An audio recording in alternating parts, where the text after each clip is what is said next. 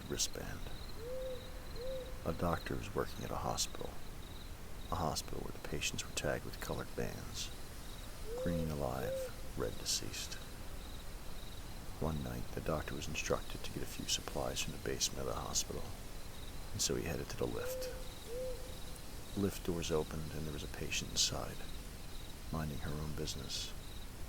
Patients were allowed to roam around the hospital to stretch, especially those who stayed long. The rule was to be back in their rooms before 10. The doctor smiled at the patient before pressing the number for the basement. He found it unusual that the woman didn't have a button already pressed. He wondered if she was heading to the basement too. The lift finally reached the floor where the doors opened.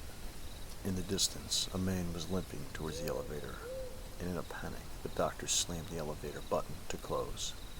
It finally did, and the lift began to ascend back up, the doctor's heart pounding. "Why did you do that?" "He was trying to use the lift," the woman stated, annoyed. "Did you see his wrist?" the doctor asked. "It was red. He died last night. I would know because I did his surgery." The woman lifted her wrist. He saw red. She smiled. "Like this one?" Number 2. The shed. The shed was old and weather-beaten and leaned to one side. It sat at the furthest edge of the backyard, backed up to thick woods that designated the end of the Warrens' property.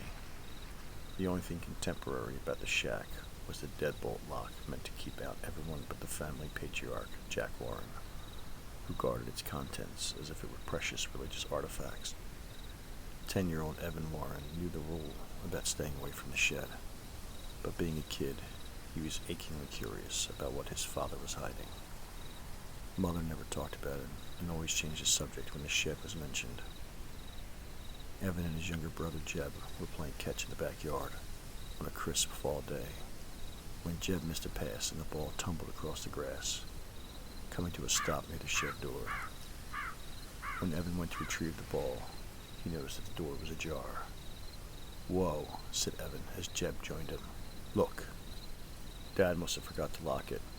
"Come on," urged Evan. "Let's check it out." "No way. Dad will skin us alive if we go in there." "Chicken, I'm going in." A frightened Jeb ran back to the house without looking back. That night, Jeb came downstairs at dinner and saw 3 place settings instead of 4. His mother's eyes were red as if she'd been crying. His father was carving a roast. "Where's Evan?" he asked. "Don't know anyone named Evan," answered his father. "And neither do you." Number 3. Tired.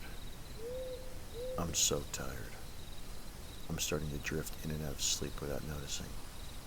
Sometimes I'll be wide awake, and suddenly I find myself in the kitchen, with no recollection of how I got there. Was I asleep? My mind isn't even registering sleep at this point. I don't ever remember my dreams. I used to have terrible night terrors, but I'm pretty sure those have been over for years now. I certainly wouldn't know now that I can't even recall going to sleep. Have you ever had a lucid dream? When you know you're dreaming, and then you can do things in your dreams you couldn't do in real life. The last dream I remember is one where I was cooking. I was in the kitchen, slicing vegetables on the mandolin. It hardly registered that I cut off part of my finger until I saw it on the board. Horrified, I looked back at my hand. The finger had regenerated, but felt extremely warm. I remember laughing. I knew I was dreaming. I began thinking I could do whatever I wanted because I could regenerate. I cringed as I tested this theory by cutting off a whole finger. When I looked back at it, there it was, attached to my hand, but feeling so hot. My next test was to see if I could fly, something I always wanted to try, but I would need to get to the roof first. I only made it a small distance before I was slipping on a wet spot, slamming my head against the floor. I woke up out of my dream, in the kitchen, in a pool of blood, with 2 missing fingers.